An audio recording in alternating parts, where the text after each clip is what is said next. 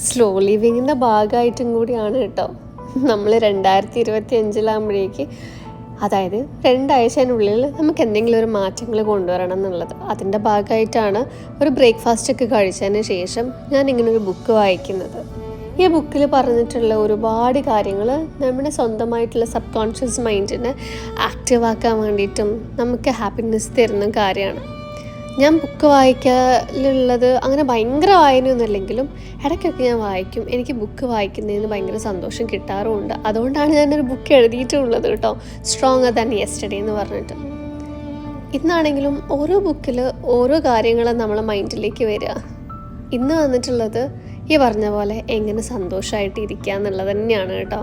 The power of your sub conscious mind എന്നാണ് ഈ ബുക്കിൻ്റെ പേര്. നല്ല പഴയ ബുക്കാണ്, കുറേ വർഷങ്ങളായിട്ട് വെച്ചിട്ടുണ്ട്, കംപ്ലീറ്റ് ആക്കിയിട്ടില്ല. എന്താണെങ്കിലും 2 ദിവസം കൊണ്ട് ഇത് ഞാൻ കംപ്ലീറ്റ് ആക്കും. ഇനി വേറൊരു കാര്യം കൂടി ഞാൻ ചെയ്യാൻ പോവാണ്.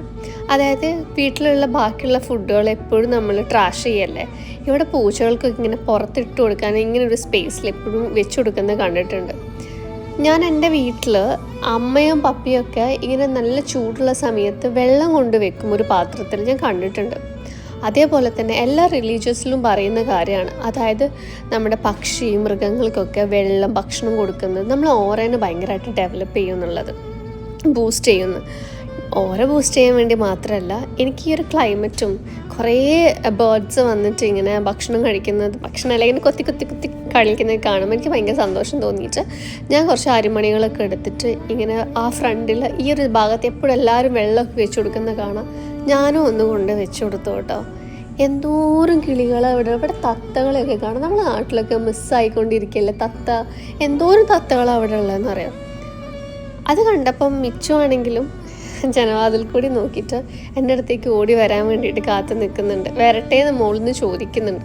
ഞാൻ വന്നു എന്നും പറഞ്ഞു കേട്ടോ. നമ്മൾ കുട്ടികൾക്ക് ഈ ചെറിയ ചെറിയ കാര്യങ്ങൾ ആദ്യം പഠിപ്പിക്കണം. നമ്മളാണെങ്കിലും ഇതിലൊക്കെ സന്തോഷങ്ങൾ കണ്ടെത്തും വേണം. ശരിക്കും സന്തോഷം എവിടെയാണുള്ളത്? ചെറിയ കാര്യത്തിൽ നിന്നല്ല നമ്മൾ തുടങ്ങേണ്ടത്. അല്ലാണ്ട് വലിയ വലിയ കാര്യങ്ങൾ ചെയ്തിട്ട് സന്തോഷം കിട്ടണമെന്ന് വിചാരിച്ചാൽ ആർക്കും കിട്ടാൻ വേണ്ടി പോകണമെന്നില്ല. എനിക്കിങ്ങനെ നമ്മൾ കൊടുത്ത ഭക്ഷണം നമ്മളൊരു മനുഷ്യൻ കഴിക്കുന്ന പോലെ തന്നെ വഴി കൂടി പോണ വല്ല പൂച്ചയോ അല്ലെങ്കിൽ കിളികളോ ഒക്കെ കഴിക്കുമ്പോൾ അതിലൊരു സന്തോഷം. ഞങ്ങളുടെ ഓരോ വില്ലേൻ്റെ അടുത്തും ഇങ്ങനെ ഒരു ട്രാഷ് ഉണ്ട് കേട്ടോ, നമുക്ക് വേസ്റ്റ് ഇടാനും കാര്യങ്ങളൊക്കെ. അതേപോലെ തന്നെ പോണ വഴിക്ക് നല്ല ബോഗൻ വില്ല, അതായത് കടലാസ് പൂ എന്നൊക്കെ പറയില്ലേ, ഇതുണ്ടായിരുന്നു.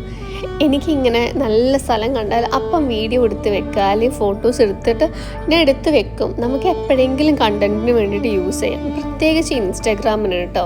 അപ്പോൾ അങ്ങനെ വീഡിയോ ഒക്കെ എടുത്തു. ഇത് കഴിഞ്ഞ് ഞങ്ങളെ ഒരു സ്ഥിരം സ്പോട്ടാണ് ഈ ഒരു സ്ഥലം. എനിക്ക് ഭയങ്കര ഇഷ്ടമാണ്, നല്ല തണലുള്ള സ്ഥലമാണ്. അതുകൂടാതെ എനിക്ക് നിങ്ങളോടൊക്കെ ഒന്ന് പറയണം തോന്നി. എൻ്റെ മോൻ എന്നെ പഠിപ്പിച്ചൊരു കാര്യമുണ്ട്. മിച്ചുവിനടുത്ത് ഞാൻ ഷൗട്ട് ചെയ്തിട്ട് ഫോൺ വെക്കുക എന്നൊക്കെ ഒച്ചിട്ട് പറഞ്ഞാലും മിച്ചു എപ്പോഴും എന്നോട് പറയും, അമ്മ ടോക്ക് നൈസ്ലി.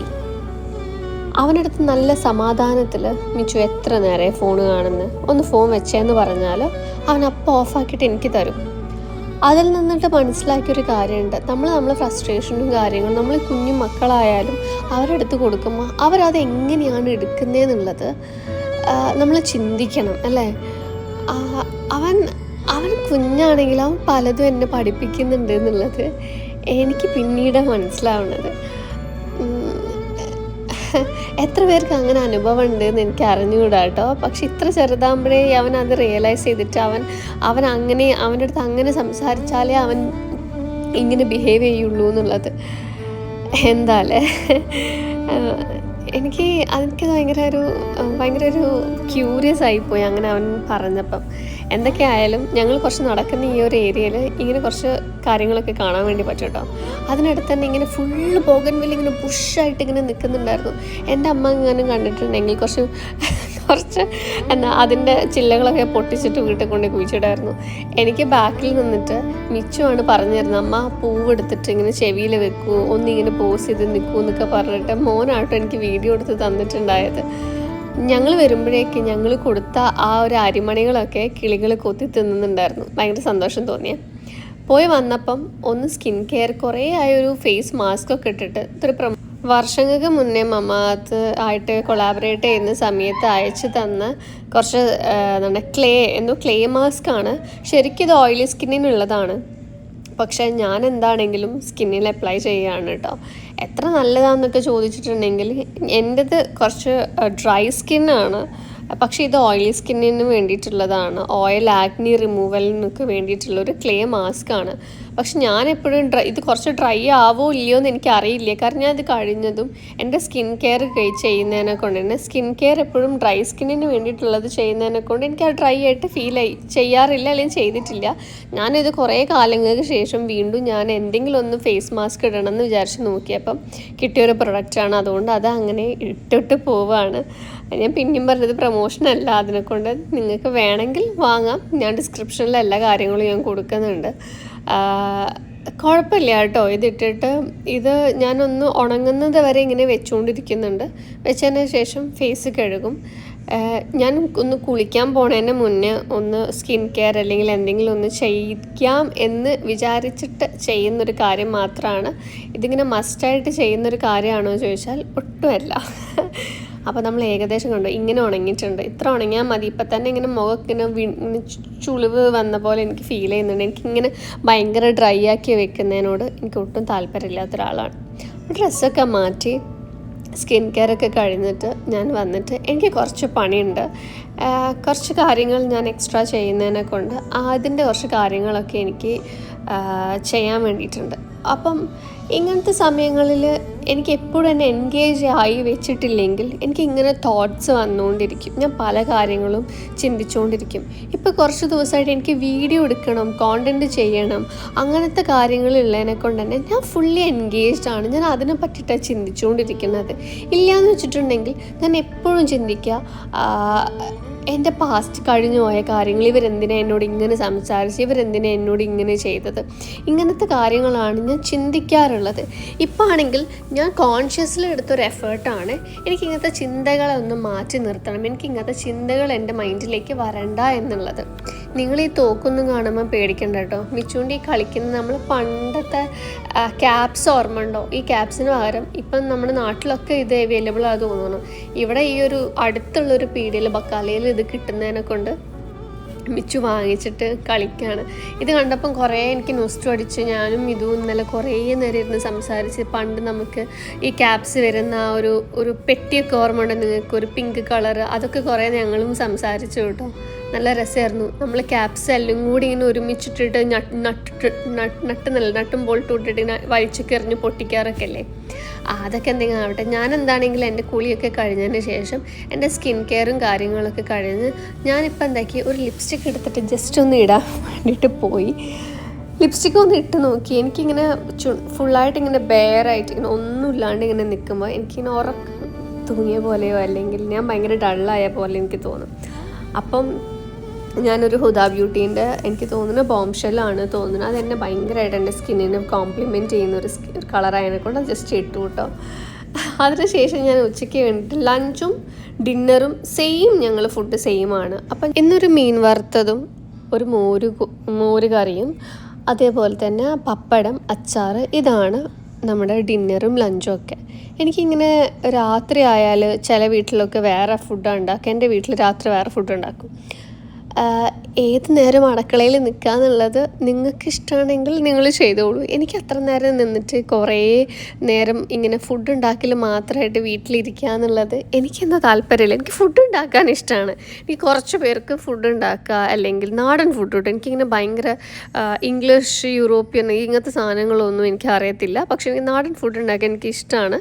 ഞാൻ ഉണ്ടാക്കലുമുണ്ട്. അതിനൊരു ടൈമുണ്ട്. അതിനപ്പുറത്തേക്ക് എനിക്കിങ്ങനെ പണി എടുത്തുകൊണ്ടിരിക്കണം. ഒരു പണി കഴിഞ്ഞാൽ അടുത്ത പണി കഴിഞ്ഞാൽ അടുത്ത പണി. എനിക്ക് അത് ചെയ്തവരുണ്ടാകും, ചെയ്യാൻ ഇഷ്ടമുള്ളവരുണ്ടാകും.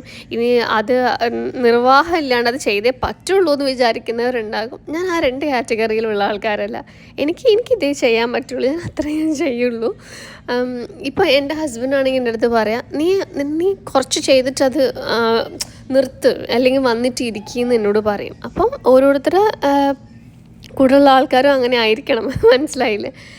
ഇത് പറയുമ്പോഴാണ് ഞാൻ ഇൻസ്റ്റാഗ്രാമിൽ കണ്ടൊരു വീഡിയോ ഞാൻ ഓർത്തിട്ട് നിങ്ങളുടെ അടുത്ത് പറയുകയാണ് കേട്ടോ. നിങ്ങളുടെ അഭിപ്രായം ഒന്ന് എനിക്ക് പറഞ്ഞു തരണേ. അതായത് ആ ഒരു ലേഡി 30,000 സാലറി, നാട്ടിലെ 30,000 രൂപയ്ക്ക് ജോലിക്ക് പോണ ചേച്ചി 10,000 രൂപയ്ക്ക് വീട്ടിൽ ഹെൽപ്പിന് വേണ്ടി ഒരു ചേച്ചീനെ വെച്ചു. അപ്പോൾ എല്ലാവരും അവരെ കളിയാക്കി. എല്ലാവരും അവരുടെ അടുത്ത് പറഞ്ഞു, നിനക്ക് എന്താ വട്ടുണ്ടോ, ഈ വെറും 30,000-ന് 10,000 രൂപയ്ക്ക് നീ ആളെ വെച്ച് നീ 20,000-ന് പിന്നെ എന്തിനു നീ പണിക്ക് പോണേന്നുള്ളത് പോലെ. പക്ഷെ ആ ചേച്ചി പറയണത് എന്താ വെച്ചിട്ടുണ്ടെങ്കിൽ ആ 10,000 എൻ്റെ ഇൻവെസ്റ്റ്മെൻ്റ് ആണ്. അതായത് എൻ്റെ ടൈം, എൻ്റെ എനർജി, എൻ്റെ റിലേഷൻഷിപ്പ്, എൻ്റെ ഫാമിലിക്ക് വേണ്ടിയിട്ട് ഞാൻ കൊടുക്കുന്ന ഇൻവെസ്റ്റ്മെൻ്റാണ്. കാരണം പണി കഴിഞ്ഞ് ഇത്രയും സ്ട്രെസ്സായിട്ട് വീട്ടിൽ വന്ന് വീട്ടിലത്തെ ജോലി, വീട്ടിലത്തെ കുക്കിങ്, ക്ലീനിങ്, അങ്ങനെയുള്ള പല കാര്യങ്ങൾ നാളത്തേക്ക് എന്താണ് ഈ സ്ട്രെസ്സാവുന്നത് എത്രയോ പരിധി വരെ കുറയുന്നതോട് കൂടിയിട്ട് തന്നെ നമുക്ക് നമ്മുടെ മക്കളായിട്ട് ഭർത്താവായിട്ടുള്ളൊരു ഹാപ്പി ടൈം, നമ്മുടെ റിലേഷൻ, അതേപോലെ നമുക്ക് ചെയ്യാനുള്ള ബാക്കി പല കാര്യങ്ങളിലും നമുക്ക് കൂടുതൽ ടൈം കിട്ടുകയാണ്. അത് ശരിക്കും ഒരു ഇൻവെസ്റ്റ്മെൻ്റ് ആണ്. അതിനെക്കൊണ്ടൊരു 10,000 രൂപ പോണത് അത്ര ഒരു പ്രശ്നമല്ല എന്ന് പറയുന്നത്. ഞാനാണെങ്കിലും അങ്ങനെ ചെയ്തൊരാളാണ്. ഞാൻ പണ്ട് വർക്ക് ചെയ്യുന്ന സമയത്ത് ഓടിപ്പടഞ്ഞ് വന്ന് ഞാൻ കിടക്ക പോലും ചെയ്യാണ്ട് പണിയെടുക്കുന്ന ഒരാളായിരുന്നു. പക്ഷെ ഞാൻ ഗ്രാജുവലി എനിക്ക് മനസ്സിലായി, എനിക്കൊരു കുട്ടീനെയും കൂടി വെച്ചിട്ട് എനിക്ക് പറ്റില്ല. അങ്ങനെ ചെയ്യുന്ന ആൾക്കാരുണ്ട്, അതിൽ അവർ പ്രൗഡാണെങ്കിൽ I am happy for them അങ്ങനെ ചെയ്യുന്നതിനെ കൊണ്ട്. എന്നോട് തന്നെ ചോദിച്ചിട്ടോ, നിനക്കിപ്പോൾ എന്താ, നിനക്ക് ആൾ പണിക്കില്ല, പിന്നെ എന്താ ഇപ്പം വലിയ പണിയുള്ളത് എന്നുള്ളത്. ഇല്ല, അതെൻ്റെ ചോയ്സായിരുന്നു. അങ്ങനെ പണിക്ക് വെക്കാൻ കൊടുക്കുന്ന ഒരാൾക്ക് എനിക്ക് ജോലിക്ക് ഒരാളെ വെച്ച് എനിക്ക് അവർക്ക് പൈസ കൊടുക്കാൻ പറ്റുമെങ്കിൽ, എനിക്കത് എഫോർഡ് ചെയ്യാൻ പറ്റുമെങ്കിൽ, എനിക്ക് എഫോർഡ് ചെയ്യാൻ പറ്റാത്തൊരു സാധനം ഞാൻ ചെയ്യത്തില്ലല്ലോ, ചെയ്യാൻ പറ്റുമെങ്കിൽ ഞാനത് ചെയ്യും. അത് ചെയ്യുന്നതിനെ കൊണ്ട് എനിക്ക് സത്യത്തിൽ സന്തോഷവും സമാധാനവും ഉണ്ട്, എൻ്റെ ഫാമിലിക്ക് ഉണ്ട് എന്നാണെങ്കിൽ ഞാനത് ചെയ്യുന്നതിനെ കൊണ്ട് എന്താ തെറ്റുള്ളത് എന്നാണ് എൻ്റെ ചോദ്യം. നിങ്ങൾക്ക് എന്താ തോന്നുന്നത്? ചെയ്യാൻ പറ്റും. ഞാൻ പറയുന്നത് വലിയ പൈസ കൊടുത്തിട്ട് നമ്മളെക്കാട് കൂടുതൽ വെക്കണം എന്നല്ല. നമുക്ക് ചെറിയ ഹെൽപ്പിനാണെങ്കിലും നമുക്കൊരാളെ വെച്ചു എന്ന് വെച്ച് ഒരു ബുദ്ധിമുട്ടും ഉണ്ടെന്ന് എനിക്ക് തോന്നുന്നില്ല.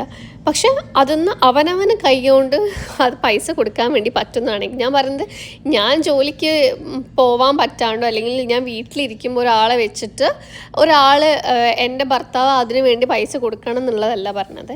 എനിക്ക് ജോലി കഴിഞ്ഞ് വരുമ്പം എനിക്ക് എക്സ്ട്രാ ഒരു എഫേർട്ട് എടുത്ത് ജോലി ചെയ്യാനും ഹോം ക്ലീനിങ്ങിനും ഒരു ഹെൽപ്പിന് ഒരാളെ എനിക്ക് കിട്ടുന്ന സാലറിയിൽ ഞാൻ കൊടുത്തു എന്ന് വിചാരിച്ചിട്ട് അതിനൊരു മോശമാണെന്ന് എനിക്ക് തോന്നുന്നില്ല.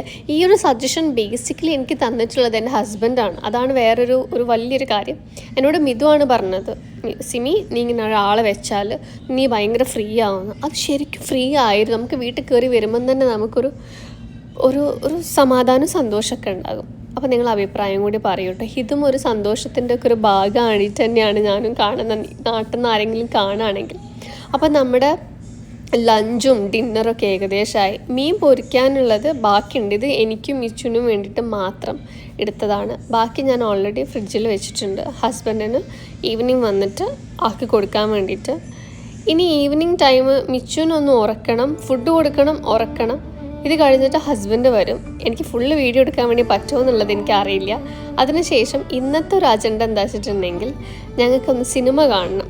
ഓൾറെഡി ഞാൻ പറഞ്ഞിട്ടുണ്ട്, ഈ സ്ലോ ലിവിങ്ങിൻ്റെ ഭാഗമായിട്ട് ഭക്ഷണം കഴിച്ചു കഴിഞ്ഞാൽ ഞങ്ങൾ ഇന്ന് കാണാൻ വേണ്ടി പോണ സിനിമ ഈ ഒരു സിനിമയാണ്. ഇത് ഭയങ്കര എനിക്ക് ഇമോഷണലി ഭയങ്കര ടച്ചിങ് ആയിട്ടുള്ളൊരു സിനിമയും കൂടിയായിരുന്നു. ഞാൻ അത്യാവശ്യം നന്നായിട്ട് കരഞ്ഞിട്ടും ഉണ്ടായിരുന്നു. അപ്പം നമ്മുടെ സ്ലോ ലിവിങ് ആൻഡ് ഹാപ്പി 2025 മുന്നോട്ട് പോയിക്കൊണ്ടിരിക്കുകയാണ്. എല്ലാവർക്കും ഇതിൽ നിന്നിട്ട് എന്തെങ്കിലും ഉപകാരമുണ്ട് അല്ലെങ്കിൽ ഇഷ്ടമാവുന്നുണ്ടെങ്കിൽ തീർച്ചയായിട്ടും കമൻറ്റ് ചെയ്യണം കേട്ടോ.